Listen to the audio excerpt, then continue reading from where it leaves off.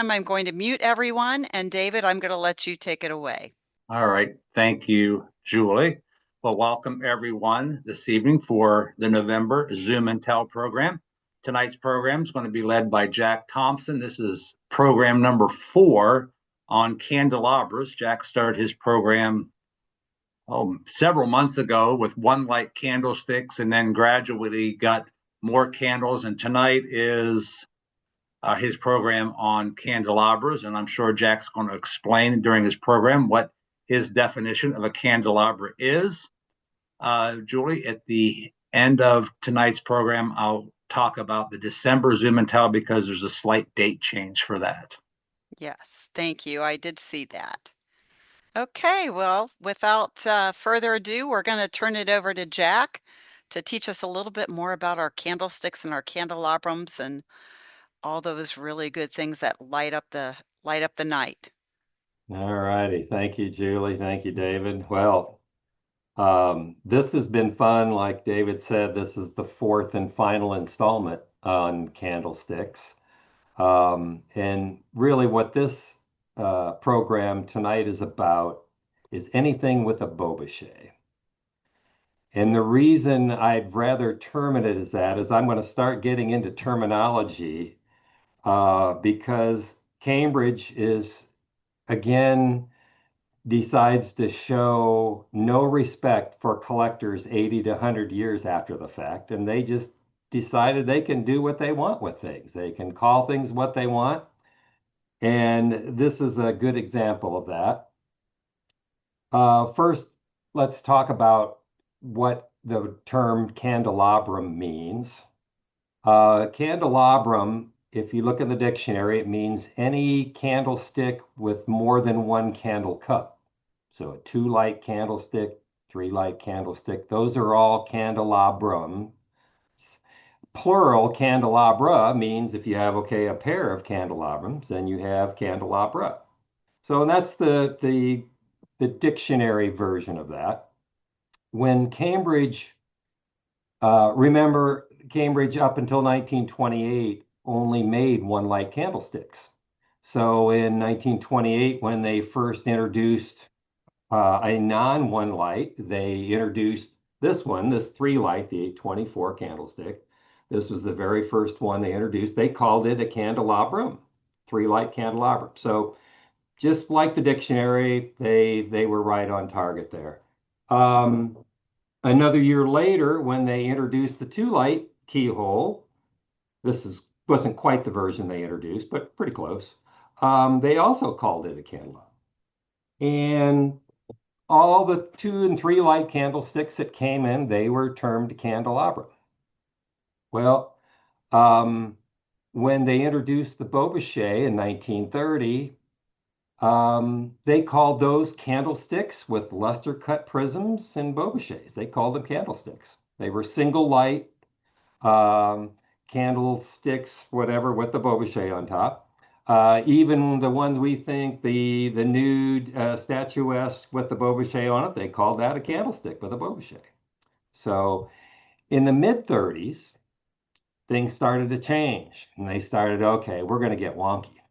We're going to call things with Beaubochets candelabrums, and leave the candlesticks without Beaubochets and call them candlesticks. But they weren't consistent. In fact, it's the first time they'd started to doing that. So they had some they were, some they weren't. By the late 30s, they were almost exclusively calling everything with a Beaubochet a candelabra. And then everything else was candlesticks. They're with a couple of exceptions, of course. They have to be inconsistent, otherwise they wouldn't be Cambridge. So that's why all the confusion with that is call them what you want, just so you understand what Cambridge was doing. That's all the thing that was important there. So the patent for the Beaubochet was granted actually in 1931. It was filed in January 27th and granted August 4th, according to our patent records on that. So, okay. The other thing I wanted to do before we start showing some sharing screen is to take a look at Hi, sweetie. what happens with the Beaubochet. So, well, first of all, I'm going to show this. Yeah, so this is a tally-ho candlestick. Um, and here's the candlestick itself. Here's the one that takes the Beaubochet. And you can see they're the same size, except what they did was they added a little glass up here. And then you have the Beaubochet, and it sits over top of it. Now, this one has 4 little nubs on it, and the Beaubochet has 4 little notches on it. So that just sits right over top and fits very nicely. Now, what Cambridge did when they filed their patent, they filed it for a locking Beaubochet. So you can actually turn this a little bit and lock that Beaubochet in place so you can't lift it off or it can't fall off.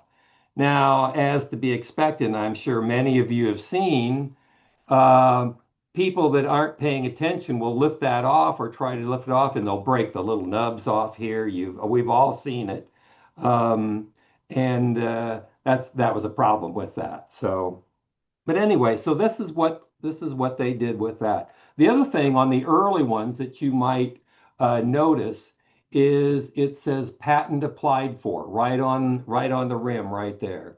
Now, what's interesting about that is, of course, the patent was granted in mid August 1931. Well, this candlestick was introduced a full year later. So the patent had already been granted, but they still had the patent applied for on the candlestick. Just, I guess they had maybe just decided not to do anything with it. And then patent applied for was eventually erased or taken off, the ones that then came later on. So, okay. I am going to share screen. Julie, am I allowed to share screen? I think I am. You have to, yeah, you took co-host away from me, so you need to allow me to share screen, please. Okay, thank you.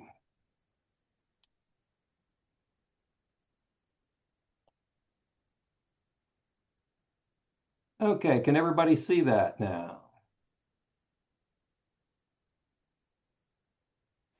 Yep. Okay, great, thanks. So the first thing I want to do real quickly, I'm going to try to get this out of here. How do I do that? Huh.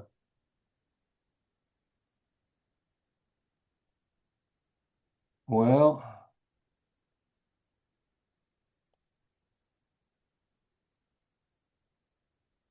I'm trying to eliminate all my pictures of everybody that's in attendance so I can see my own screen.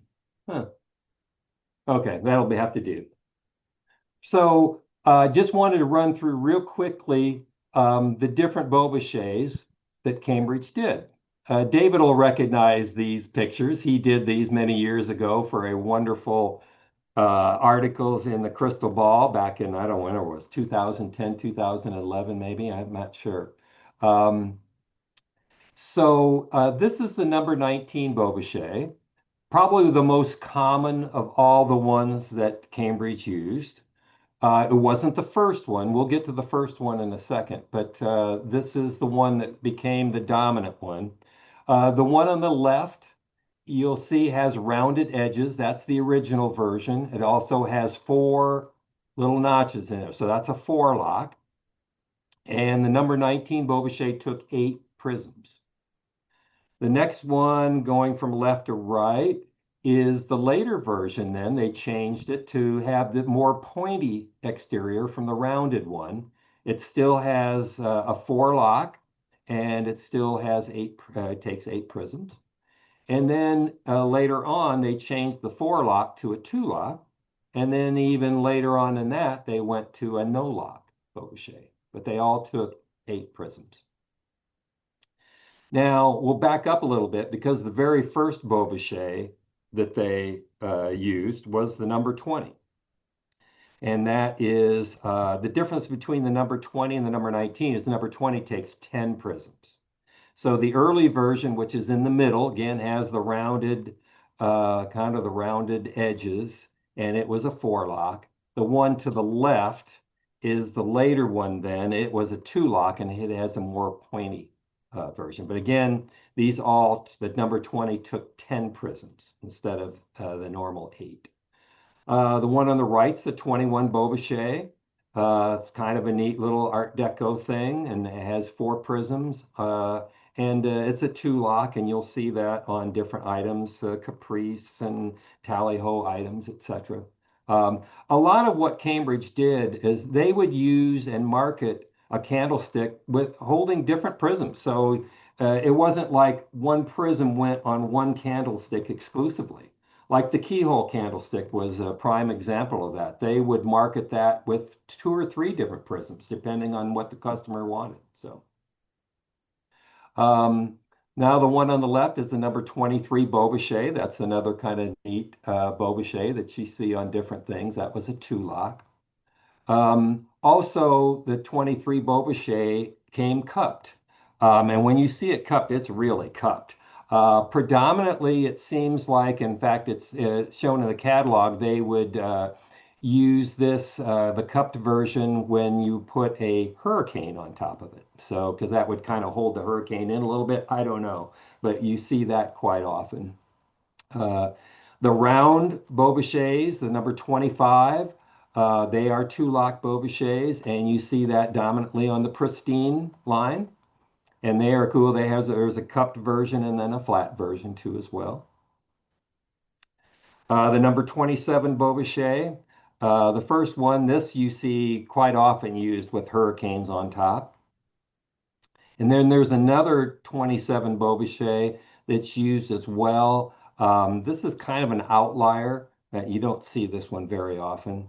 The number 29 Beaubochet, I'm going to go back, is basically a no-lock version of the number 20. So it holds 10 prisms, but it was used much later on for hurricanes, etc.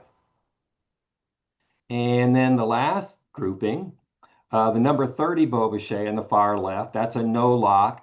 And you'll see it has 3 groups of 2 prisms that are evenly spaced out, so it would use for Cambridge arms, and so the prisms, etc., wouldn't dangle on the arms. So kind of a little invention they did there. And then the last 2 are 2 of my favorites. The one on the right is the shell Beaubochet. That was only used on the lyre candelabra, and why we don't know, because it would have been so neat on lots of other things like some of the seashell, or some of the caprice items, etc. And then the one in the middle is probably the most rare of all, and that's the diamond Beaubochet. That was only done on a pristine candelabrum, and it is a 2-lock. Was not made for very long. They're very, very hard to find. So, okay, so that covers all the different Beaubochets. Wanted to show this. This is the initial 1930 catalog page, the fall supplement, that showed the very first candelabrums and Beaubochets. These are all number 20 4-lock Beaubochets, early version that had the 10 prisms on there. One thing about the prisms, I should probably say, I'm not going to really talk too much about, but it is an interesting story because Cambridge didn't make the prisms. They imported them, and that always, we've talked about this many times. It just is very interesting how here's a company that was making glass things prodigiously, and yet still could import prisms cheaper than they could make them on site. I think that's very, very neat. There's even a documentation where H.A. Bennett, who is was the founder and president of the Cambridge Glass Company, was lobbying President Roosevelt here in the late 30s, actually mid to late 30s, to try to put tariffs on European glass because they were dumping things on the U.S. market on a regular basis, and he was unsuccessful, and he talked about that in a couple of different things. Until Nazi Germany invaded Czechoslovakia. Well, then everything was off the table. Tariffs were being placed on the European glass, and And that was the end of that. So, little side story there. I'll go back one. This bottom left, which is the 1269 candelabra, here it is, part of the Centennial line. Again, it has the number 20 early four-lock Beaubouchets, 10 prisms each. And these are Carmen, and boy, look how dark they are. In fact, you have to look at the top, almost the candle cup, to see that you can see the red in there. And they are Carmen. They're just a very dark Carmen. So, and Carmen had just been introduced here. So this was some of the first ones that they made. The one thing about this, this candlestick was produced in amber, ebony, gold crystal, peach blow, emerald, light emerald, and carmine. Royal blue was added later. Gold crystal was 25% more than the other colors. And you see that a lot of the price lists. It's got to be an ingredients thing. We've talked about this before. I don't know what it is, if it's because of the uranium oxide or what, but gold crystal has been historically a little more expensive. Carmine, on the other hand, was 50% more expensive, and then the other colors. So here is one of my favorite cut candelabras, the 1274. This was cut number 560. This also has the number 24 lock early Beaubouchets on it. Then they also cut the Beaubouchets. Now, Beaubouchets were predominantly cut with the cutting that you see here. And I'm going to see if I can. Is that being, do you see, am I actually zooming in on that for you? Yes, you Yes. are, Jack. Okay, I didn't know if that would work because my computer's a touch screen, so I'm doing it by my fingers. Um, so that design that you see on that Beaubouchet is probably what 75% of the cut Beaubouchets are. So I would imagine that they probably, um, the Cambridge company would go to the cutting department and say, I want 100 dozen cut Beaubouchets, and they would cut this no matter what pattern it was going to go on. So these same Beaubouchets could go on a candelabra that was cut creases or Lucia or what have you. There were a few others that they did, but this is the predominant one that they did.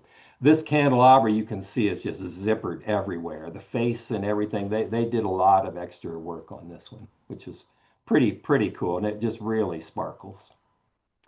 Um, this is what we think is an experimental candlestick or candelabrum. Eventually they did this. There's no catalog images of this, but you do recognize it as a precursor to the Caprice candlestick, and that's what it turned into. But I'm going to go back one. This center finial thing had to be just extremely difficult coming out of the mold. So they probably did some test runs of these. There's 5 different ones that we're aware of different variations where a candelabra is in the middle with candle cups on the outside and all kinds of different things. So, but that turned into this one. So, and then you can see this has the royal blue, or excuse me, the moonlight Beaubouchets on it as well. Wanted to show this one because again, Cambridge did make colored Beaubouchets. The Beaubouchets were made in amber, amethyst, carmine, ebony, forest green, and royal blue to start. Again, you saw the moonlight ones as well. These are predominantly, they're sought after by nude collectors because they want to get these and they want to put them on their nude candelabras. The candlestick that it was normally, though, marketed with was this one, the 3500. It's very possible, though, that, again, if somebody wanted a colored Beaubouchet on any candlestick, Cambridge, I'm sure, would do it and sell it to them. So. But I've seen a number of collections where people will have this candlestick with crystal Beaubouchets on it. They'll have the nude candlesticks with the colored Beaubouchets that they got off of this candlestick, and they just switch them, the crystal ones to that. So anyway, just something interesting there. I wanted to show this too because you'll notice now this has colored prisms on it. Very rare to see this. This is actually how I bought our pair years ago. Again, of course, Cambridge didn't make these prisms, so I don't know if they came originally on there, if somebody put them on there later. Who knows? I've seen red or carmine prisms too as well on a carmine candelabra. I think those are the only two colors that I know I've seen on Cambridge, but so we don't know, who put those on or what they did. But I actually display them like this with the crystal candelabras. I don't display them with the royal blue ones. So here's another pair of cut candelabras. Now, two things about this. One, we'll see that they actually cut the Beaubouchers on this to match the cutting on the base. But I wanted to show this too because these have 5-inch prisms. Cambridge, as far as I can tell, there were 4 different candelabras, and there could be more, that they marketed with 5-inch prisms. Now, the normal prisms that you see, like on these, are typically 3-inch, but Cambridge also used 2.5 and 2 3/4, and they also used 4-inch prisms on a couple things. But 5-inch were done on the taller candelabras, obviously, that they had room to do it on.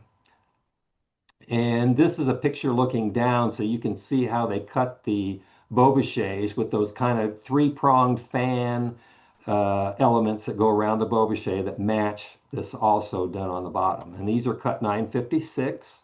The only time this cutting shows up with is in the back of the cut or rock crystal catalog, that green one book that came out in 1940. Okay, also I have to talk about the infamous upside down Beauboucher. I call it infamous because there is a few catalog pages in the mid 30s of that 35, 37 catalog that shows the upside down Beauboucher. And if anyone, this is not something you want to try at home. From experience, I have tried to turn a Beauboucher upside down and reverse the pins, and that Beauboucher is somewhere in a landfill now. So it is easily to crack, and so you somehow to turn a Beauboucher to those pins, you must have to have a special tool or whatever. But Cambridge did make these, and the thinking is that it was for epergnes to put that arm and base over top.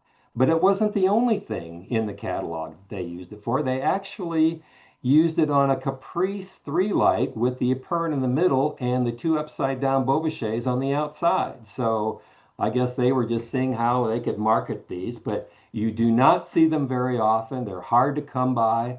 And so it's just a little different twist that Cambridge was doing.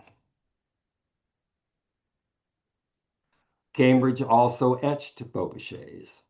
And you can see them with a variety of, I'm sure, may have Rose Point and Wildflower, Chantilly, Firenze. And it's just a lot of different etches that they would put on. This one is Elaine and gold encrusted with the ram's head candelabra. So this is one of our prize ones in our collection that we that really enjoy, because it's hard to find gold encrusted Beaubouchers for sure. This wanted to show this one. This is the Tally-Ho, the 1402-136. This has the number 21 Beaubouchers and the 1-inch the number 1 prisms. They put a number of different used other prisms too on this one besides the number 1, but this one does have that. And what they did, they only made this for a really brief time, maybe a year and a half, and then they changed it to this one, which is the pristine one. They made this probably a less time frame than the Tally-Ho did, but this shows the diamond Beaubouchers. And they changed the base to a diamond base So it kind of mimics the diamond Beaubouchers. And you see they removed the finial in the middle there. So, and this has number 4 prisms on it. And here is the lyre candelabrum with shell Beaubouchers that we showed earlier. Again, the only thing Cambridge marketed them on that we know of. Here's an example. I want to show this because this shows the cupped Beauboucher on the number 23 and shows how much cupped they were. But these don't have hurricanes on them, but it is really a cupped version of that Beauboucher. And this is my first opportunity to talk about an Epernette. As remember, an Epern is taking a candlestick or candelabrum and putting an arm and vases on it. An Epernette is taking that candlestick or candelabrum and just putting a vase on there, so there's no arm there. So what you have is you have this 15, I forgot which the candlestick is without the cup, but you have that, and you have the number 93 crimped vase in the middle that sits in there in that middle. Very rare. These things they were thin and blown and broke. So you very rarely see this. But the Epernettes, there were like 4 of them, I think, total. Sometimes you'll see like a rose bowl in the middle here, and sometimes you'll see that number 78 vase. It's a crimped vase. It's also used for a hurricane when it has a hole in the bottom. So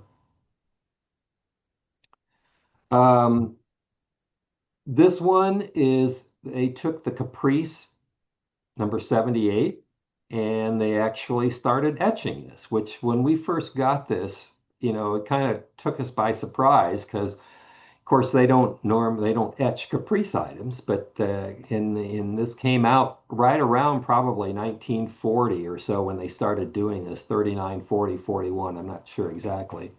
And you'll find this etched rose point. I can't remember what else might be on this. Chantilly wildflower, I think, is also on this. We know about. So it's just a little different version that they did. I wanted to show this one because the Virginian line is a really cool line that had some really neat candlesticks and candelabrums in it. And this is the number 507.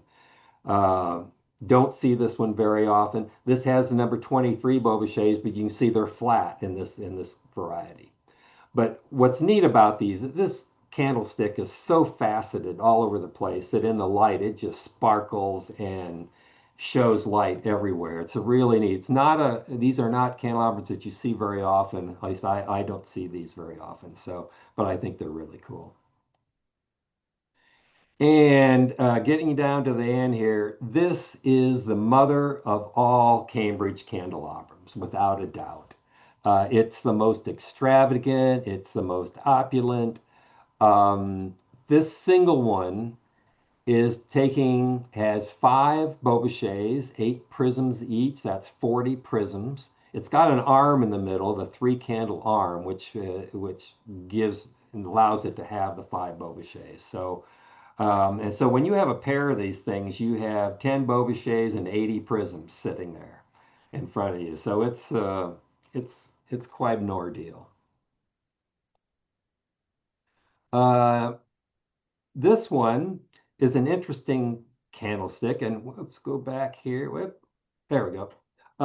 Cambridge took the I think it's a 71.5, which you'd see in helio and the opaques, and they resurrected this mold in the late 30s. And this must have been popular because they produced this all the way through the reopening period. So that's pretty interesting. But it's just a very elegant. They only did it in crystal, and it's just a very elegant candelabrum. And it has number 19 tulaks as well. Okay. Now, this was that same candlestick that that had the Pernet, that base in the middle, but this one has nothing in the middle, but then it has hurricanes on the outside, and it has the very cupped 23 Bobichets. But I wanted to show this because look at the prisms on this thing. This has leaf prisms.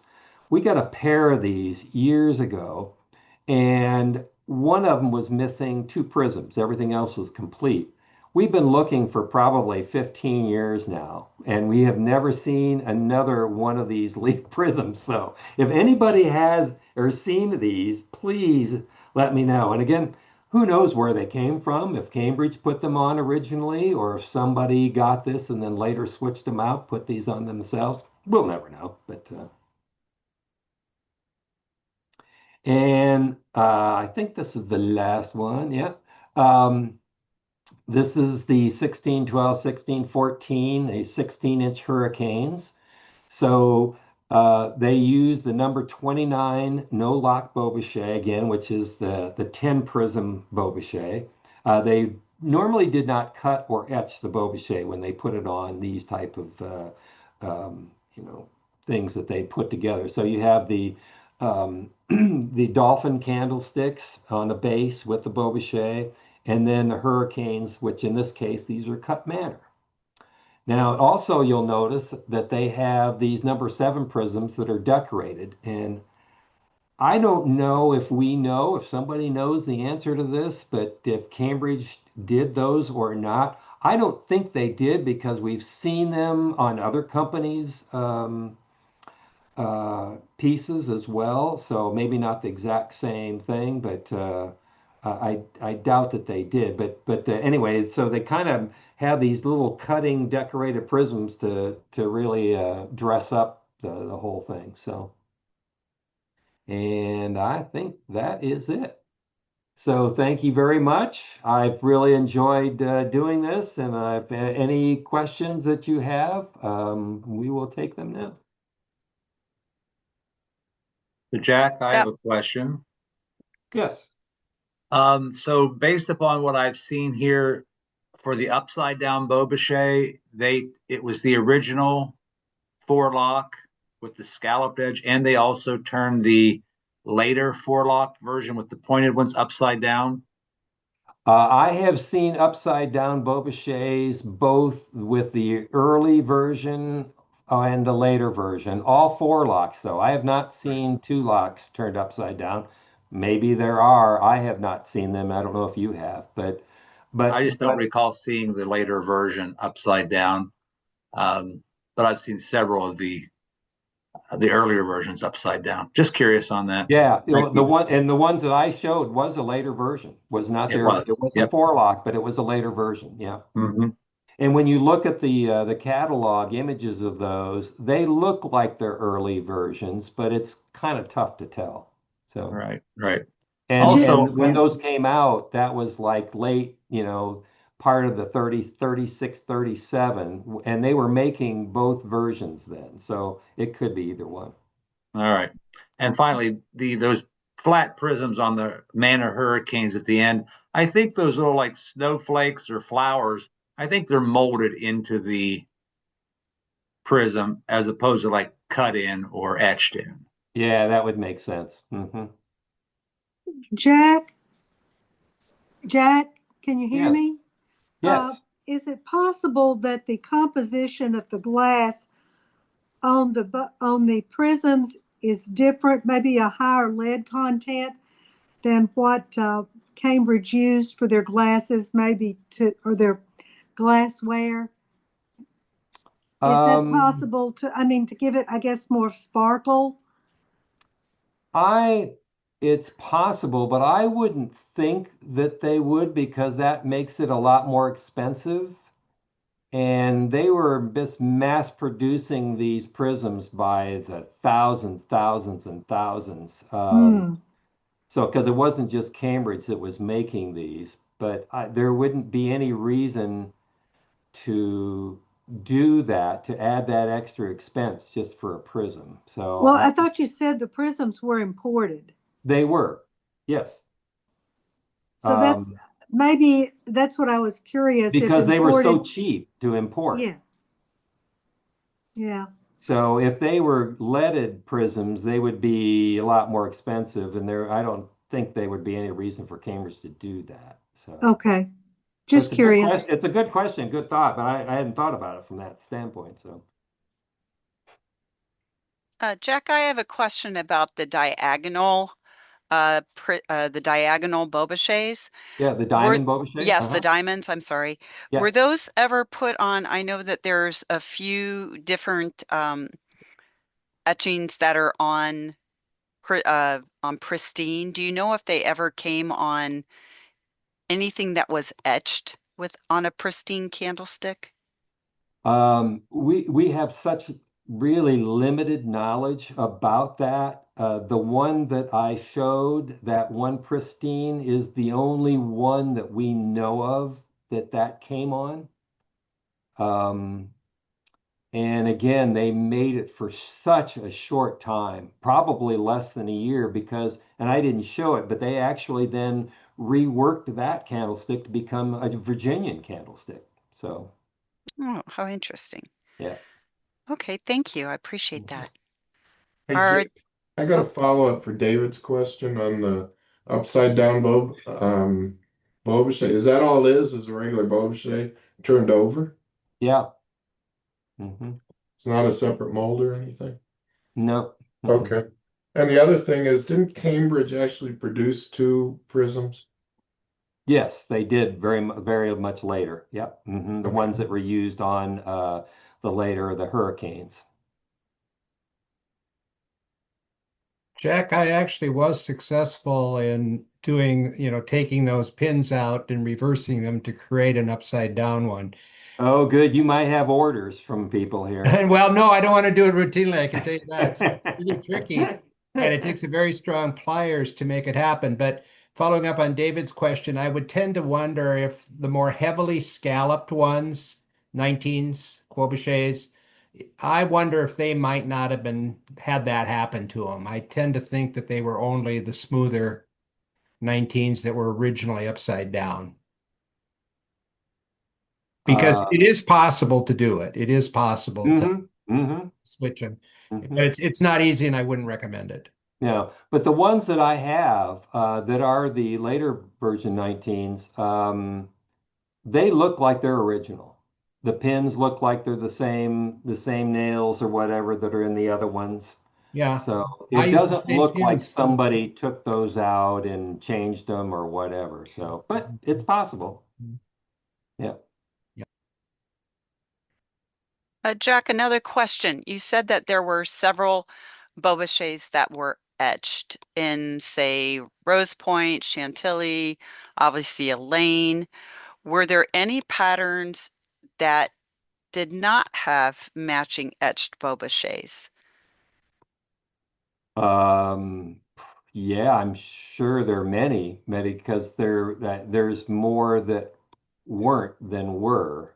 Again, we could add to the list of, I don't have a complete list of what, or haven't looked at it from that, what were etched, but Minerva, Valencia, Gloria, Apple Blossom, I think those were all etched Bobachets. But when you get in a lot of some of the other ones that, Because I I didn't don't think think, about that. yeah, I don't think I've ever seen anything etched Blossom Time or Right. any Yeah. of those patterns. Yeah. Some of the later patterns, maybe. I was just kind of curious. Yeah. Yeah. Well, I think if they made the candelabra base an etch and it took a Bobachet, the Bobachet would be etched to match. Okay. hmm I But that guess I would just be, I've never seen one in Blossom Time. That's why I asked. Yeah, there's blossom time. It's not common, but you're right. No, yeah, it's probably just not common. And they did chintz and candlelight. hmm Hmm. All three patterns of the chintz or just a That I couple of, don't know, but the primary one they did. okay. Because I don't think I've seen them in rose chintz, the like chintz 3 as people sometimes call it. Okay. Thank you. Appreciate that. Are there any more questions for Jack? You've got the expert here on the candlesticks, so ask away or you'll lose this opportunity. Any other questions? I had one. I was just curious. Jack had said that the prisms were imported. Do we know from where and who made them? I think they all came from Bill from Czechoslovakia. All that's, but it's not entirely known exactly, who made them, but we know that that's predominantly where they all came from. So I just thought that that was interesting that Cambridge would import them. I never thought, I just figured they were Cambridge. I know it's kind of mind-boggling to think, but there are plenty of examples today in today's marketplace where that's the case, where we import things cheaper than what we can make them here, and that was one of those cases. So, Thanks. All right. Are there any other questions before we start the show and tell portion tonight? Well, one last question, Jack. I don't mean to put you on the spot for this, but I want to do it anyway. Did you happen to look at the price guides and notice the significant price increase for a candlestick when a Beauboucher with prisms was added? Oh, absolutely, yeah, I it's mean, significant. it was, even though Cambridge made the Beaubouchers and had to buy the pins and ordered the prisms, there was still a tremendous markup when they added that to the candlestick. Yeah, in fact, you and I talked about this. I think it wasn't it between 50 and 100%. It's unbelievable. It's like It on a was two light significant. candlestick. It's tremendous. Yeah. So, like an example, like here, if this would cost, say, $10 a dozen, this might cost up to $20 a dozen. I mean, it was that significant. So, yeah, good point. You think that was primarily labor, though? I mean, I would assume putting all those pins in and then attaching the crystals, that was probably very time consuming if I had to guess. Yeah, there's a lot of it, not only material but labor too as well. Yeah, right. Yeah, I'm Yeah, thinking probably a lot of that was labor. yeah. Okay, very good. Well, thank you so much. Really appreciate your talk, Jack. Obviously, you spent a lot of time putting together all the photography, and actually, in the chat box, you got some kudos from Jonathan, who said the pictures were delightful. So it's always good when we can, really see the pieces to appreciate them. Like you said, that uh, the five, the one that had the what was it? The five light with all the arms and the Beaubouchers and the prisms. That had to be one heavy piece to move around too. I'm sure it's quite hefty, but beautiful nonetheless. And certainly, all the work you did putting together this presentation was wonderful. So thank you so very, very much. Much appreciated. So now we'll move on and see what people have in their collections, because I'm sure we'll see some stupendous things. So we're going to start with Jeff Eggers, and we're going to put Gwinnell on deck.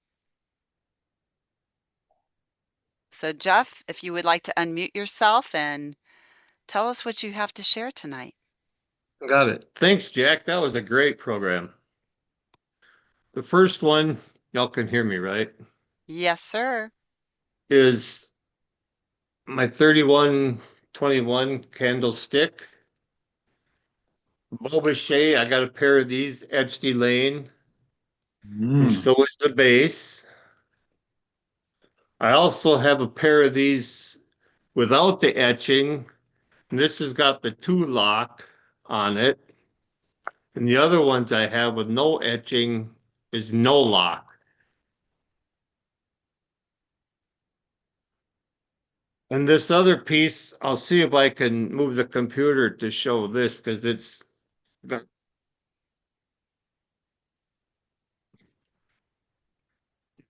Wow. Okay, so we have some arms and some prisms. Beautiful. You've got what, two arms on there? Julie, when you talk, you take everybody off speaker. We can't see the big thing. So yeah, if Oh, we could well, let Jeff, yeah, let Jeff talk just for a minute and that bring it full screen back. Thanks.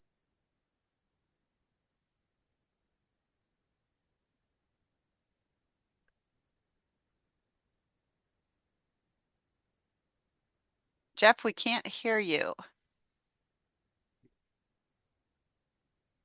Is Jeff muted? No. No, he's not muted.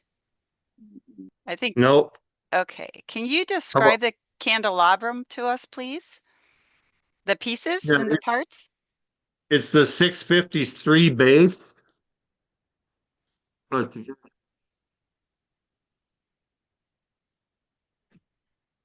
and it has, you can still hear me? Yes. Okay. It has,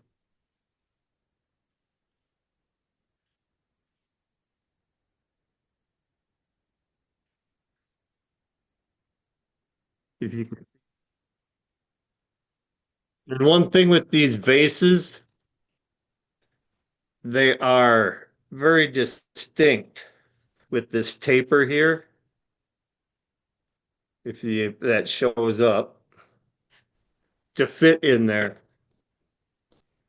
So that's what I have. It's just a cool piece. Beautiful. It So looks very hopefully you were heavy. able to.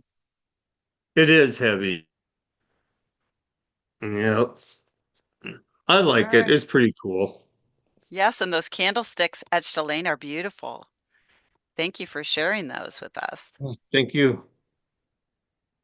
All right. Well, thank you so much. And next we'll have Gwinnell, and we'll put Lyle on deck, please. Yeah, good evening, everyone. That was a very good program. So I'm going to try this, see if I can get this to work. There we go. And I am missing a Bobochet. And this is a blue Bobochet, the Moonlight, and the, oh, I don't remember which one it is. It was in Jack's picture. And then got the, back up a little bit. The candlestick, 3 light with vases, again with the blue Bobochets, and the arm with the vases on it. Let me go this way. And then this is a unique one, I think. It's got attached Bobochets, the shell cup. Mark Nye in his book says they were attached. And that's the caprice. And another caprice with blue Bobochets.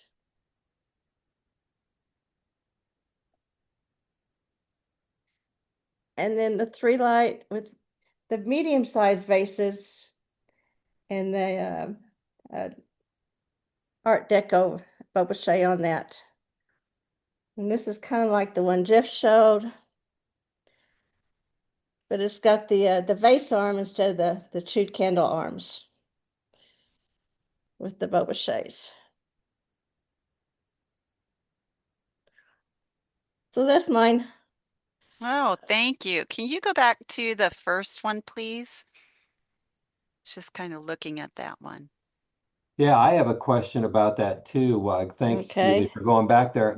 Does Gwinnell, do you know, or if anybody knows, did they ever alpine Boguchets? I have not seen Alpine on them, but I've seen the Alpine candlestick. Right. But I have not seen the Alpine on the Bobochet. So the attached Bobochets were actually Alpine, correct? I have no idea. On your attached piece that you showed? No, oh, the attached one, yes. Yes, yes. The attached one is definitely Alpine. I have seen satin Bobochets, but they're typically on the dolphin candlesticks as part of the moonstone, I think is the decoration. I've seen those frosted, the entire dolphin and the Bobochet, but I've never seen a moonlight Bobochet alpine or frosted. Yeah, now you mentioned that, David, the same thing with the nudes. If they've got the satin, they can have the satin Bobochets. Mm. But not Both as of far those as items were part of the seashell line. And I think they applied that moonstone decoration, and that could have been how they handled that. But not part of Alpine, other than the attached one. Right, correct. Not part of Caprice, yeah. Okay. Well, those were beautiful, Gwinnell. Well, And thank you. thank you. And it was very interesting as you, Jack, I don't think I had to move, but I don't know if he described the attached Beaubouchets, but very interesting piece there where you showed the comparison between the two. So I did notice that on the attached Beaubouchet, there's really no place to put prisms, or does a prism fit in a different way, or there's just no prisms whatsoever on those? Actually, I have no prisms on them, but they came with 2 prisms that hang from under the cup. Under the cup, okay. Yeah, there's a hole here Ah, I see. where there would be 1 prism on each side. Okay, thank you. I was kind of curious. Greg, you have your hand raised. You have a Yeah, question? do they ever make like colorized crystals or no? Are they always just clear? I think you came a little late. Jack, you had mentioned that there was a couple of different colors. I did write down briefly that you said that the ones you had shown were in a cobalt, and you said there was a Carmen as well. Right. Prisms. I've seen those, or maybe other colors. Of course, Cambridge didn't produce those, Oh, so okay. you know, who knows when they were attached, whether they were done initially or later. That's just unknown. You can get them in all kinds of colors on Amazon. Yeah. We're all going to be on a hunt later today, Les. I can see it now. The prisms will be gone. As I call it, the Zoom effect. So thank you so much, and thank you for your question, Greg. It's always, I'm sure other people have questions just like that. So thank you. So next we're going to move on to Lyle, and then we're going to put Barbara on deck, please. Well, Barbara, you might want to get ready. The entire family collection amounts to 1. She's well dressed. I talked David Ray out of her, and while he was busy with another customer, I went through his prism boxes and picked out some good ones. She's a twist on 4-lock 19 Beaubouchet, I'm pretty sure. But I figured I needed at least one with the hanging dangles. Any more than that, they're paying to clean every 6 months. So this is it. That's all I got. Les, I hope you've got a few more pieces. Yes. Well, thank you so much. I appreciate that very much, Lyle. You know, we'd be so disappointed if your ladies didn't show up for our Zoom and Tell programs. And I agree with you.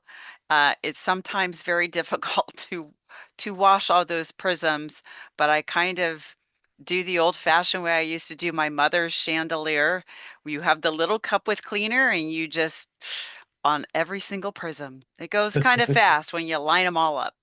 Hey. So very good. Thank you so much. Next, we're going to go to Barbara, and then we will come back to Tim Kraus, please. All right, so I only have a few, and one you actually answered my question. This is a rose point with a keep. It is not etched on the bottom. Has no lock at all. It has 6, so I think it's the number 27 Beaubouchet, and it's rose point. Very nice. I have 2 of these, but I can't lift them both because I have a bad arm. Oh, The other thing I have, and you've answered my question for me, which I bought at the convention. I bought the lyre, and I wanted to know. Now I know I have to search for the seashell is the one that goes on top of this.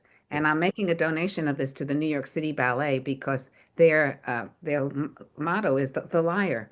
So I want to see if I can find the Beaubouchets and then give it to them. Yeah. This has two lock. I was going to ask you, Barbara, which that had, because that came 2-lock and 4-lock. It has And two. not only did they market it with the shell Beaubouchers, but they also marketed it with the number 19. So Okay, you could pay the one. Of course, it'd be nice to have shell on it, but I'm gonna look. yeah. The final thing, by the way, the I figured out that the Beauboucher on this lantern must be the number, oh, bummer, the number 27, because it only has six prisms, and most of them have eight. And I counted the prisms on all the ones you showed, and the only one that had six was the 27. So you solved that problem for me. Now the next one, because I didn't know what we were going to do, and frankly, it's in Florida. I have, and all I have is a picture. I don't know if you can see this, but it's a nude, and it's part of the three-piece set in Crown Tuscan with the flying bowl, the flying woman bowl, you can correct me, but I think the Beauboucher is etched in a rose point. Did they do rose point? I Could you have. hold that up just a shade there, Barbara? There we go. We can see it. Back toward you a little bit. Yeah, higher, just a little bit higher. Oh, perfect, right there. It's etched, I believe it's rose point. I bought it. It was the first piece of Cambridge I ever bought. And I was in Massachusetts, and I happened to pass a place that had it, the three pieces, and it was frankly almost nothing. I just love it. It's in my Florida area where all my Crown Tuscan is. Now I'm sorry it's all there because anytime I want to show you something, it's over there. But what I'm going to do is my niece is taking care of my sister there, and I'll have her take a picture of it, and I'll find out what it is. But I still think it's a rose point. Beautiful. Can everybody see it? Yes, Okay, thank you. thank you. Sorry, that's it. That's me. All right, thank you, Barbara. Always wonderful to see you. Thank you. You too. I'll Thank mute you. myself. Next, we'll go to Tim and we'll put Les on deck, please.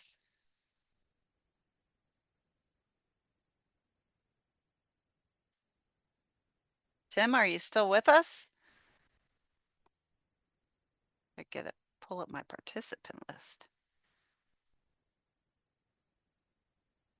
Oh, where are you?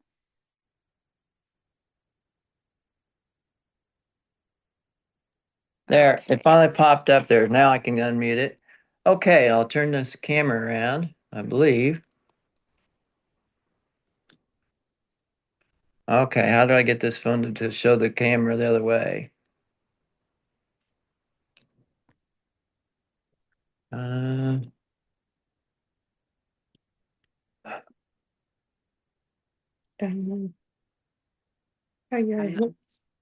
well, then we're having trouble trying to see them on my phone, and I can see me and you, but I cannot see where the button is to be able to turn it around. I wish I could help you, but I'm not an iPhone person. iPhone would be on the bottom right-hand corner. You'll see a thing that looks like it make a circle. That turn it around. There was So it says record. record. No. You could try just turning the phone around. Okay, let's do that.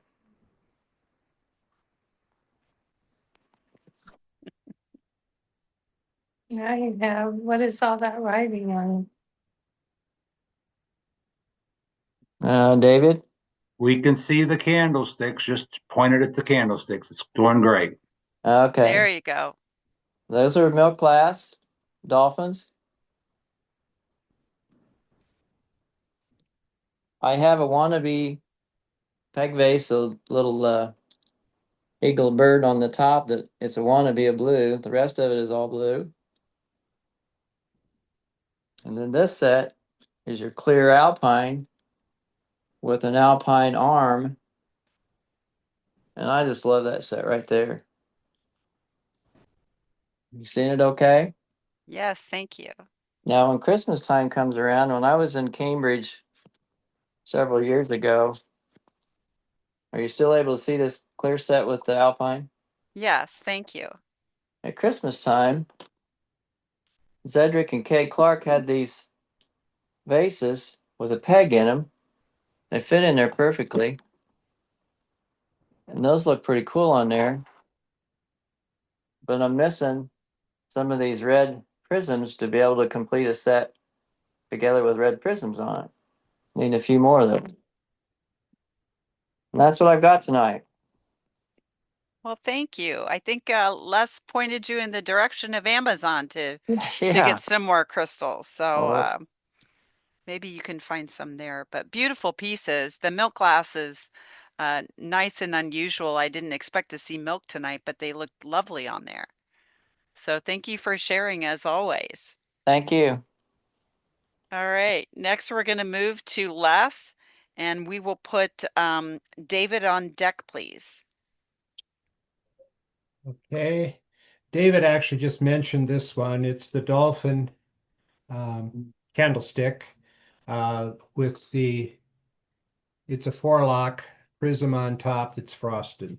And it does look very nice. So, and they did the same sort of thing with the nude stems that when it was this moonstone finish, they would put the frosted Beauboucher on top. So again, this has got the 10 prisms. It's the larger one. The smaller one I don't think would fit and give enough space around the dolphin. And then the other one to make Lyle happy is this is one of the nude stem with Diane on the base and Diane on the Beauboucher. I've actually got four pairs of these in Diane, Rose Point, Portia, and Chintz. Well, that worked, Les. That made me happy. Okay. Okay. Anything to make you happy, Lyle. And so yeah, they're pretty neat. They're not very easy to find, and David's correct. The gold encrusted nude candlesticks were pricey, but boy, when you add that gold encrusted Beauboucher on top, at the time they were sold, it was pretty incredibly high price. And again, these were overwhelmingly sold in the 1930s and early 40s when money was pretty tight for most people. So they're not plentiful out there by any means. That's all I got, Julie. All right, thank you. Well, it was beautiful, and I know sooner or later maybe you'll part with those chintz ones that I want so badly. Don't hold your breath, Julie. Yeah, I know. You still have a will to make out less. Okay, next we're going to go to David, and if there's anybody else that has some glassware that they would like to show, please just send me a little message in the chat, or when we're completed, just please let us know that you have something to show. So David, what do you have to share with us tonight? Well, thank you, Julie. As Jack pointed out many years ago, I did a program at convention in Theo's restaurant on epergnes and their parts. And of course, that included Beaubouchers and prisms and arms and vases. So finally, several years later is when that article in the Crystal Ball got put together and everything got photographed, prisms, Beaubouchers, arms, vases. So it was a lot of fun. And it's always fun to see people reference that. That means it's being used out there. I like Beaubouchers. I like vases. I like some of the nuances. And this first one I'm going to show is the 3121 candelabra. It happens to be gold encrusted wildflower on top. My good friend Mike Strebler was kind enough to relinquish these a few years ago. And Mike, I still have the pair sitting in the hallway. So they did put wildflower, rose point, Chantilly, all the major etchings, even apple blossom, which I would consider a major etching on Beaubouchers. But it's a little bit hard to find them with the gold encrusting on there, and they're quite nice. I'm not sure what these prisms are. These may not be even the prisms that Cambridge used, but I don't recall seeing these on any items in the catalog, but they look great on this candlestick or candelabra. A couple years ago in Tiffin, Ohio, when they had the NDGA, a gentleman had a pair of these gold crystal, I call them the 1304 candlestick, but I know that's right because the stem reminds me of the 1304 stem line. This one happens to be etched apple blossom on the top. The Beauboucher is crystal. The candlestick is gold crystal. The base of the candlestick is also etched apple blossom. This is the number 20 10 prism 4-lock Beauboucher.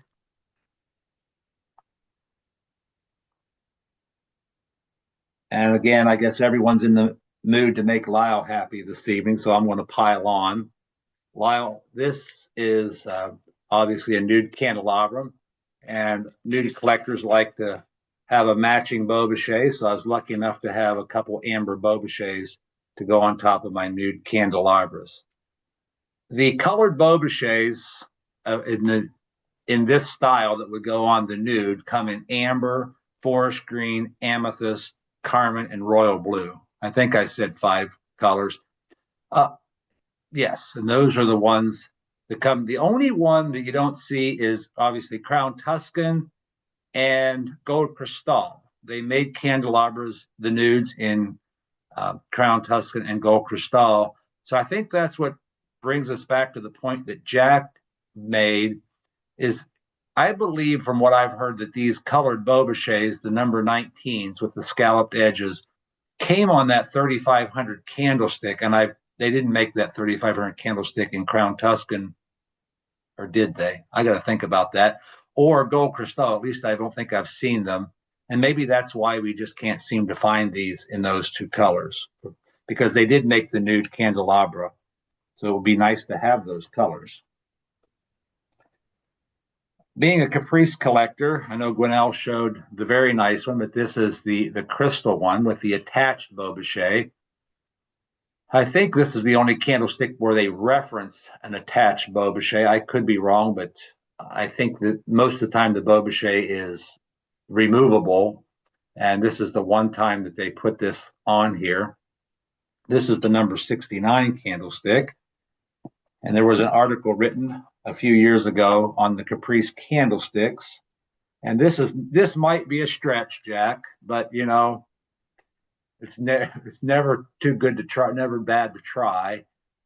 These are the shell Beaubouchers, and as Jack pointed out, the bottom of the Caprice candlestick is a shell. Now it's not shown this way, but this candlestick right here is not shown in any catalog. This is the original earliest version of the number 71 Caprice candelabrum. And I was just very, very lucky. The one year that Jack, Mike, and I and Sandy Walker put together the Neo show up in Cleveland, Adam Headley had this without the Beauboucher sitting in his booth, and I just could not believe it because I'd never seen it before. So I maybe doctored this up a little bit beyond what it should have been tonight. I had the 23 Beaubouchers on here, but I think this looks great, and there's no reason why it couldn't have been sold that way. We just may not have a photograph of it, which there's a lot of things we don't have photographs of. And rarely do I do this, but I have some non-Cambridge to show tonight. I don't really know what it is, but I found them a few weeks ago, and I love them.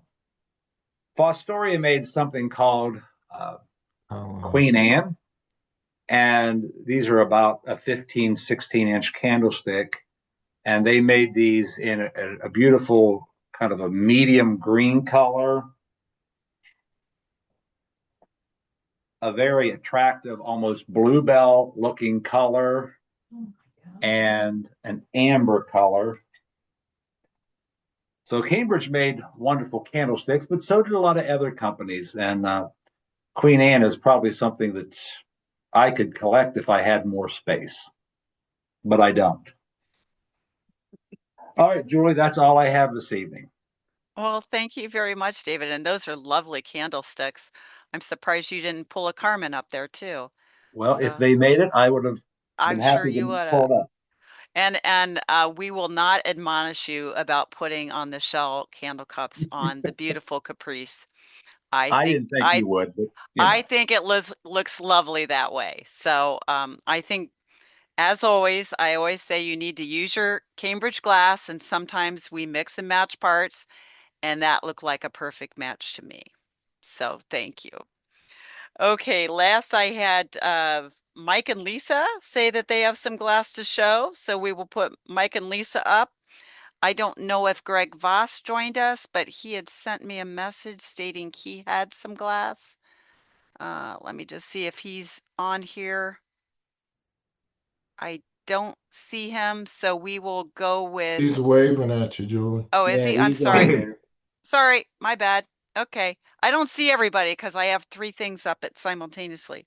All right, Greg, you're up after Mike and Lisa. Thank you, Julie. I actually did some homework. I went and looked at David's article that he wrote in 2011 on Bobaches and prisms, and it's if you haven't looked at it in the crystal ball, go back and look. It's really interesting. At the end of it, I realized that you could just be a collector of Bobaches and prisms and have a fairly significant collection. What I brought tonight was these are some cut pristine candlesticks, and it's got a flat. I don't know if I can get this off. Let me see. It's got flat and a cutting that is almost generic, but I think it's Cambridge used it a lot. No, it's not Manor. It's I forgot the name of it. But and they cut the base to match the Bobachet matches the base. Yeah, that's a pretty one. And then here's the same candlestick, but it's cupped. The Bobesh is cupped As opposed to flat. as opposed to the flat one we just saw. And it's interesting that the base is um, cut similarly, except they put a cutting here to differentiate. This is actually Broadmoor, is the cutting on this, but the cutting on the Bobesh is the same. What I just wanted to show you was the cup versus flat.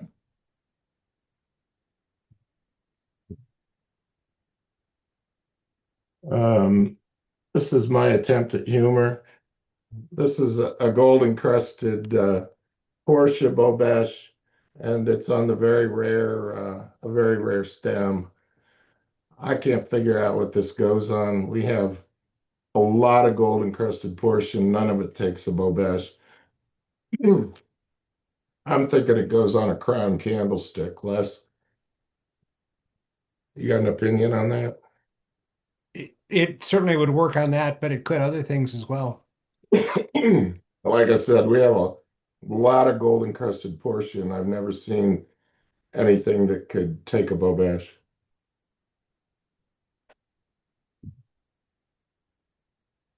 And here's a nude candlestick.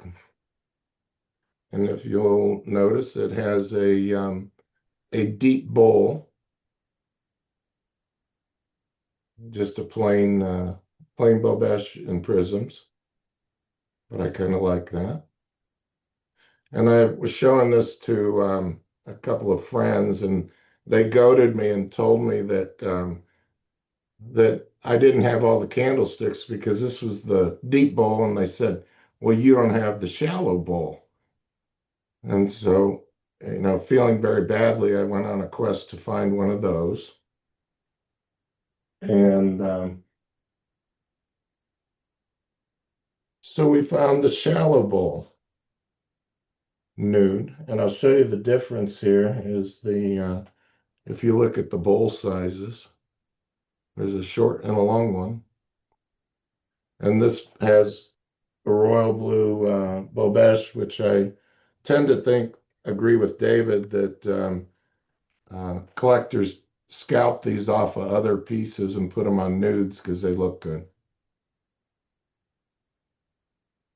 So that's what we brought tonight. Well, thank you. Very interesting pieces. I enjoyed seeing the cupped versus the flat on your pristine pieces. And you said the one was cut Broadmoor, or they both cut Broadmoor on the base? No, one is cut Broadmoor, and the other one I can't remember. Oh, it's an Irish name, but I can't remember what it is right now.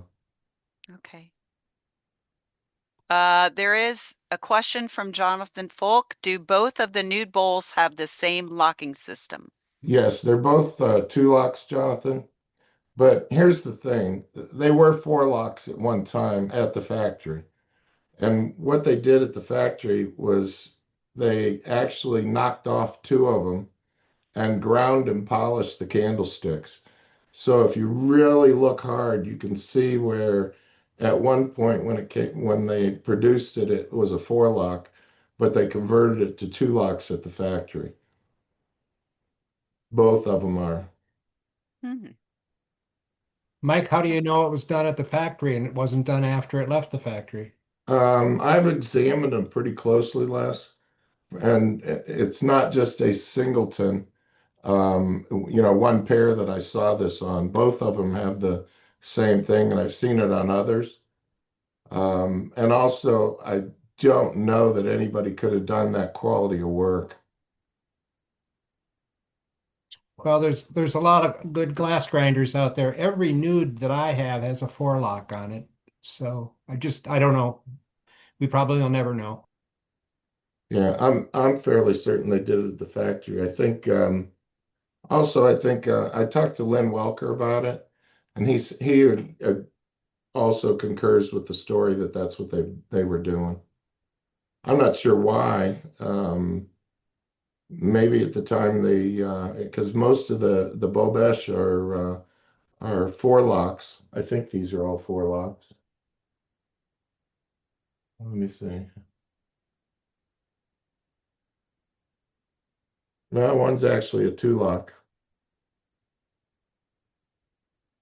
So it's a 2-lock on a 2-lock candlestick, Les. The other one's a 4-lock Bobesh, but I think that was scalped off something that had a blue Bobesh.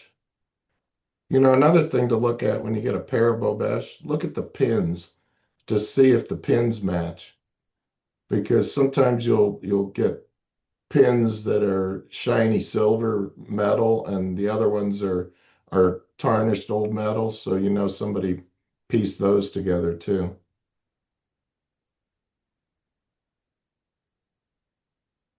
Okay, well, thank you for sharing. Appreciate that very, very much.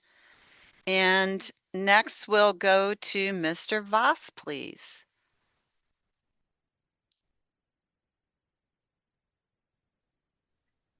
Okay.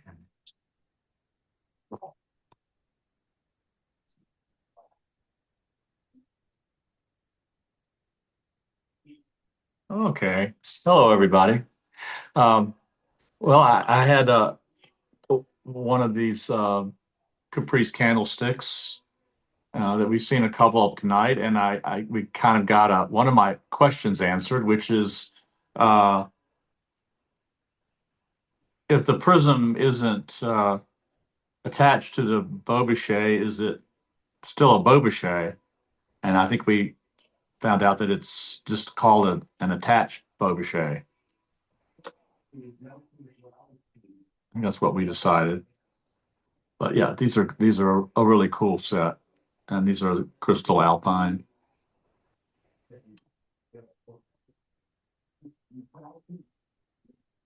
Very nice. And I have the milk glass dolphin candlestick with the Beaubouchers and prism also. And my question about this is, of course, this came out in shortly before the original company closed. And my question is this the last Cambridge candelabra produced? Is there one that was made after this one came out? Or was this the last cast? Are you asking if it's a new one, the last new one that was done? Yeah. They made them or they produced them during the reopening period. Oh, okay. But Okay. they weren't new ones. Like they produced the 1441 that I showed. I think the 3121 was also produced, but they had been produced for some time. That milk glass one might have been the last new one. Of course, it wasn't a new one either. It was just made in milk, the color was. So Yeah. yeah. Okay. Thank you. And since David's showed some of his other company glass, I was going to show some of mine. This particular one, if you have to back it back a little bit, this is a Fostoria number 15 candelabra. And if you've ever experienced one of these, there's a great deal of assembly required here with these things. You have to unscrew the candle cups, and then you have to unscrew the arm. It's a bit of assembly required for this item. It was made, I think, when Fostoria first opened, up until like 1925, and then it was offered again in the 30s until I think the beginning of World War II. The fun thing about this was acquiring this was I went to an estate sale in our nation's capital when I lived there, and this was at the estate sale of a retired Supreme Court justice. And he started out actually in Ohio, and he got to the Supreme Court, and there was a court case that started in Ohio, and there was a decision made, and that decision was appealed to a circuit higher court in Ohio. And then it finally ended up in the Supreme Court, where the justice from Ohio was doing writing the opinion. And it was the case of a movie theater owner who had shown a rather racy movie in the early 60s in Ohio. And that was declared something that the community objected to. So anyway, the case eventually got to the Supreme Court. And this justice is known by the phrase, I know it when I see it. His name was Potter Stewart. And that was his response to whether some things in a movie should not be shown or not. Anyway, this came from his estate sale. It was fun because it was a very large home, and nobody there besides me, I think, was looking at glass. Everybody there wanted a leather book bag from the justice, or law books or something like that out of the home. So anyway, that's my little story about that. That's a beautiful piece. It's fun to clean, not. I think many of us on the Zoom meeting would say it's never fun to clean prisms, but unfortunately, it's one of those tasks we must do. Yes. Thank you so much for sharing that and your story, because I think all of us that have gone to estate sales, sooner or later, you go to that one estate sale that just kind of leaves you in awe, and no one, like you said, is looking at the things that you're looking at, and you're almost blissfully happy about that, but you don't want to show it because then someone else might get interested. So it's interesting that way. Is there anyone else that has glass to show this evening? Just chime in. I have something I can follow up with. Okay, great, Brad. Can I have the box sheet? So, following up on Greg, we were over in my parents' house after my father passed away. We found he had this little 8-inch square box that said Fostoria Colony Candelabra on it. And so, as was mentioned, there is a lot of assembly required from that little 8-inch box. We were able to pull out, Gene's helping me here, pull out, you can just push back and show a 5-arm candelabra.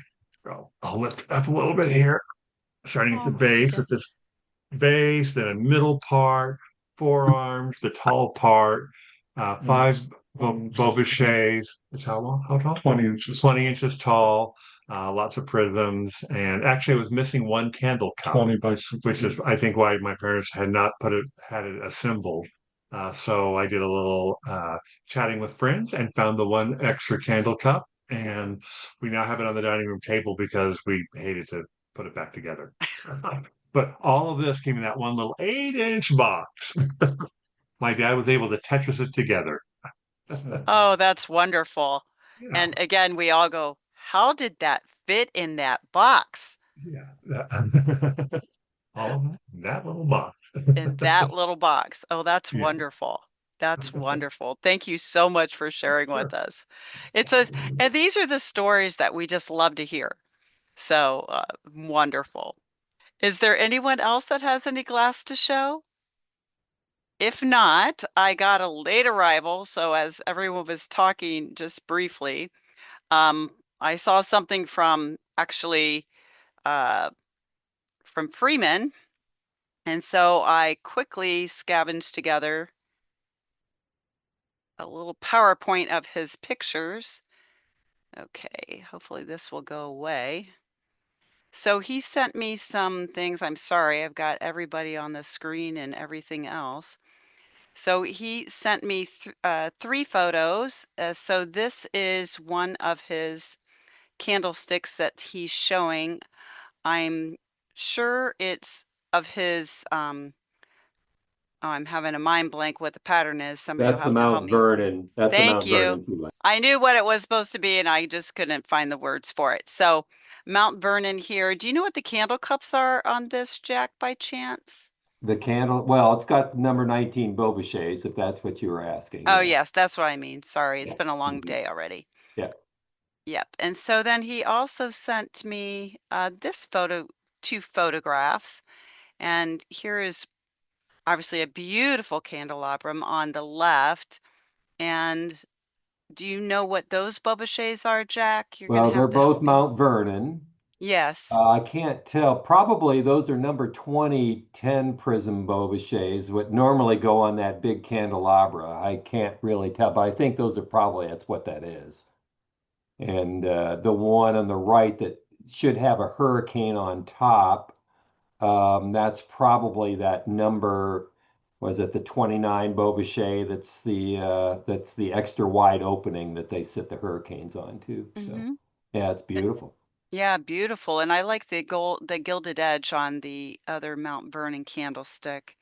Beautiful, the one that's supposed to have the hurricane. Yeah, that's a good example again of just one of those things of where it has just the gold edge on a Beaubouchet, Mm-hmm. which that you don't see that all that often. So No, so I thought those were quite lovely. And like I said, I wanted to share quickly with everyone what he was able to present. So Julie, just 1 second. Jack, if you Yes. could confirm on the Mount Vernon candlestick on the right, do you believe is that one of the 2 prisms that Cambridge did make at the factory oh, with the star top? yeah, good get, David. I wasn't even looking at that. Those are, I think you're right. Those are the prisms on the right that they're just all kind of one piece, and then they have a little knob up at the top of the prism that's all attached. And that supposedly is one that Cambridge did produce. That was late. Okay, so we're talking about, I think my uh, Yeah, your cursor's on it. Yeah, cursor's on it. This is the one right here that Cambridge produced. yeah, one of 2 One of supposedly. 2, and Yeah. then these are the ones that are coming in from Yeah, abroad. those are the regular number one prisms on that. Let's Yeah. let's go back and make sure we don't have anything unique on this Mount Vernon piece. None that I So really Jack, see. with a question. On the prisms that Cambridge made, like the one on the right you're showing, was the other one a shorter version? I don't think so. David, you might be more familiar than I am on that. And again, I have not seen any documentation. I don't know if Jack has seen any documentation that these were uh, actually made at Cambridge. But I've heard that they were made at Cambridge. They're about the same size. Instead of a star pattern, like a pointed wreath around the top, it's probably a hexagonal or more of a square knob at the top. But they almost are exclusive to the hurricanes. That's where you would see them. You would not see those bulbous or prisms on a keyhole candlestick. I believe it's almost exclusively on the hurricane uh, lamps I'll just that I. blow Yeah, this that's up a better, little Julie. bitty. Yeah, let me go a little bit bigger. We have the technology. Okay, so now I think we can see this a little bit better. Yeah, they don't seem like on the longer part that they're as faceted as much either. Quite frankly, I don't think they're as good looking either. No, I don't think so either. Yeah, they're just So they made this style, and what was the other style, Jack, that was made by Well, we're not really sure. Again, there's sketchy documentation. There's a couple of documents that reference something possibly that Cambridge did make, but no image. We don't know what they're talking about. And this is one of the prisms that was purportedly done. Probably worker stories. We don't really know exactly how that emanated, though. And if you notice where the metal comes in at the top, where it connects to the glass, it's kind of like a pincher. They don't the metal doesn't go all the way through the glass. They're just kind of sprung and they pinch in into two little indents to hold the glass. So if you spring that and the glass falls out, you got to make sure you they're kind of tricky to get to hold again because you have to bend them back too far, then kind of stretch them out so they want to pinch back into that little hole. And that little hole is not as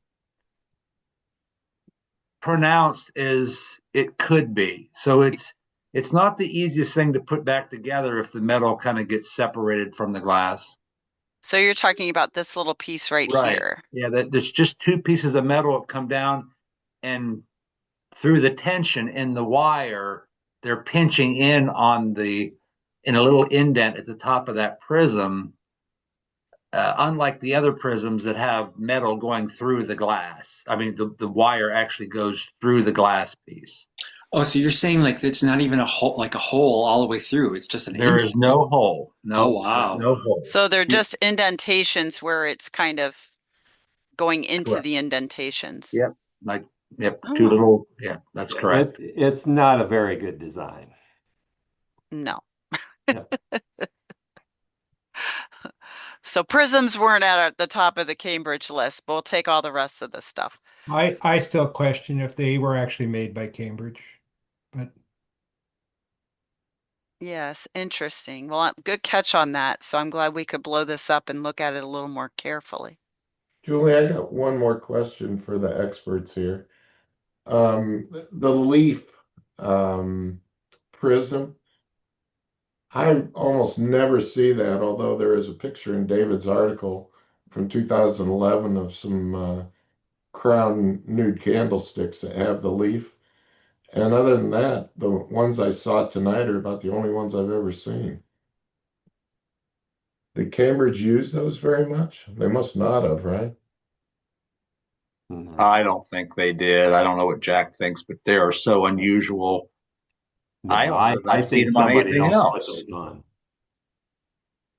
Yeah. What was your opinion, Jack? I think David's right. Somebody else probably put those on. I mean, I've never seen. You said it was in that program, Mike, that Well, David did? in David's article, I think there's a picture of some candles, some nude candlesticks that have those. They're in the database. That picture's in the database too. Okay. And we do have the author here on tonight, if he would speak up. Well, I don't know. Are they on Helen's candlesticks with the ebony Beaubouchers? I think so.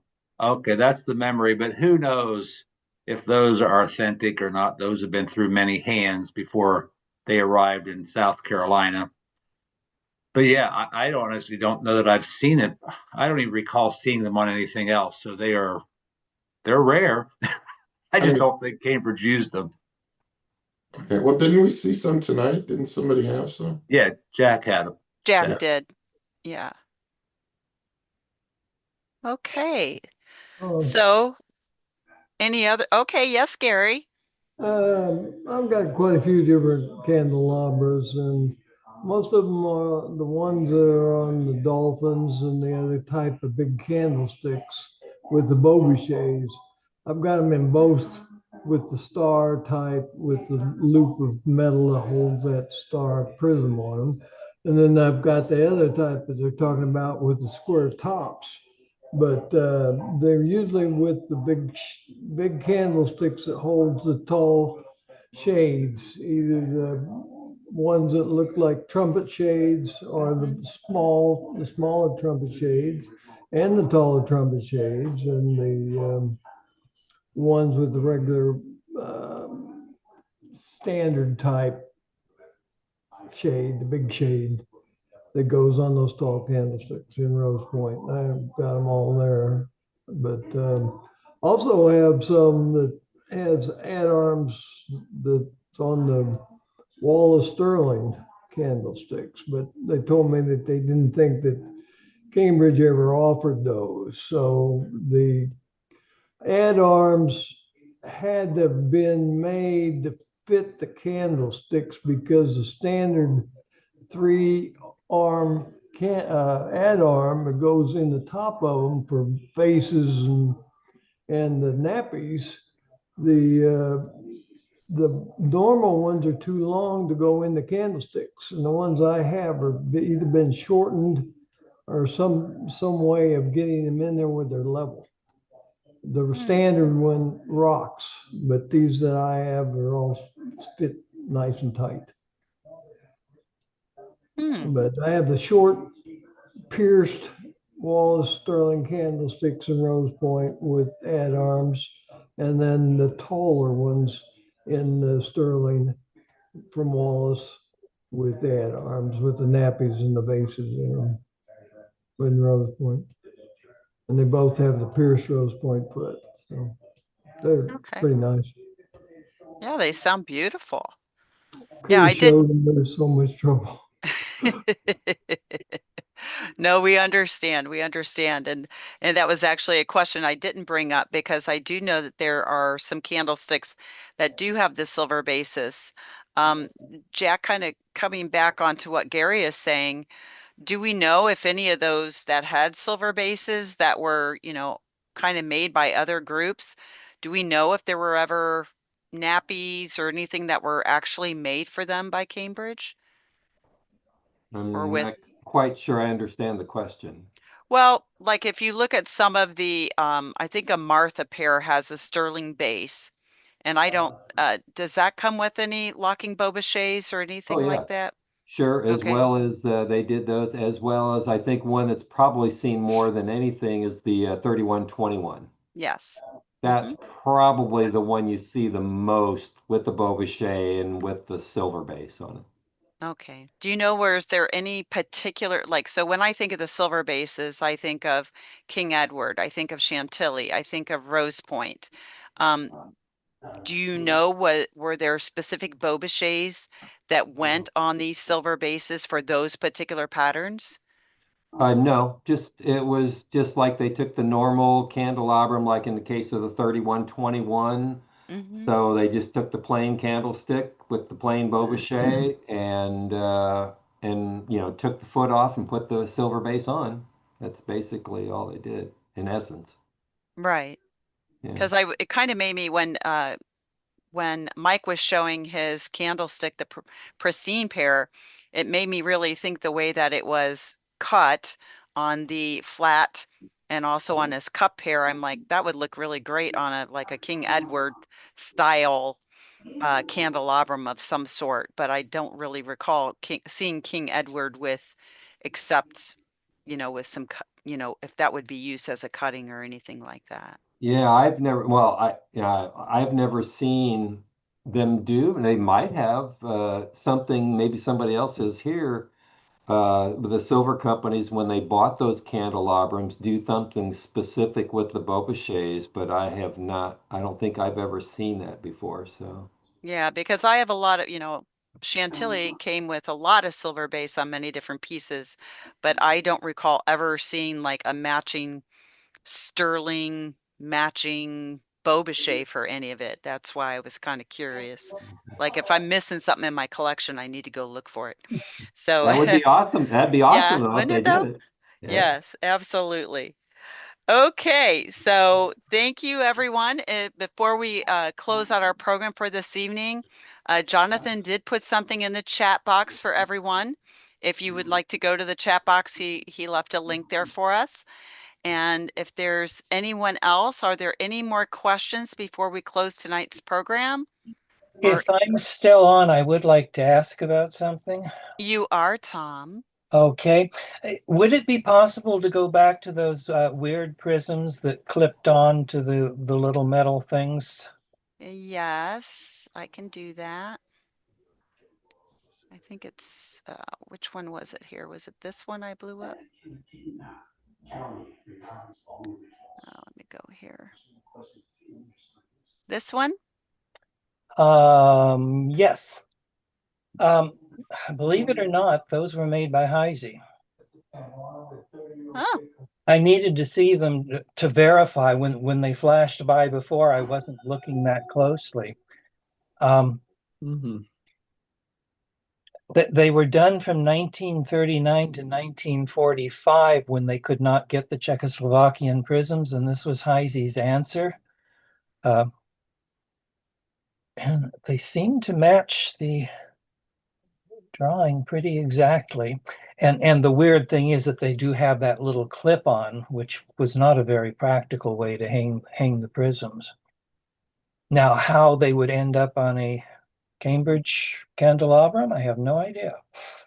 On the road, Bubby. They made them in two different sizes, 3.5 inch and 2 inch, and that looks like it's probably the 3.5 inch. No, I have quite a few of them. They're like that. Plus the other ones with the square tops. Okay.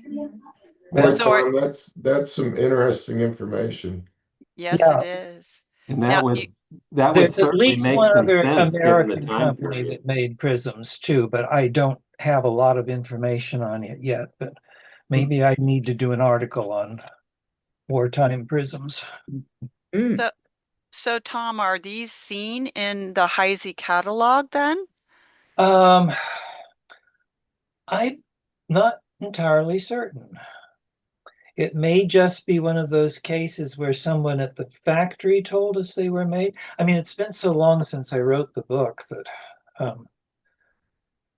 I don't know if they showed up in any catalogs or not. That's something I would need to look into.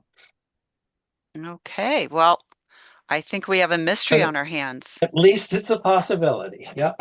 Yes. Well, well, Tom, since you're the guy that wrote the book, I think we're going to have you go back and check this out for us.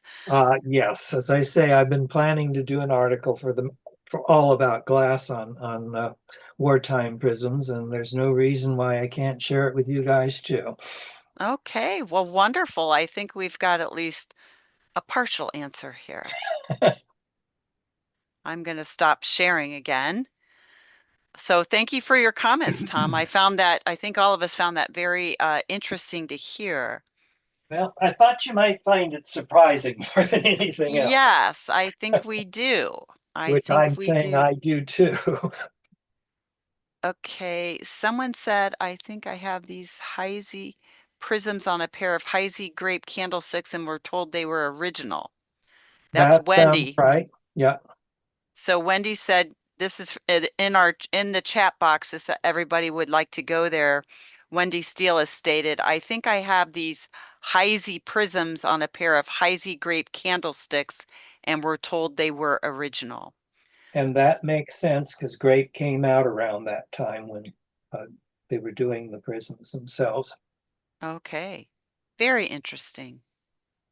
Well, thank you everyone for sharing this evening. It's always so great to see everyone. For the time being, I'm going to again turn this over to David to give us some more information. I know that there is a date change in December. So David, why don't you give us the information about the date change, please?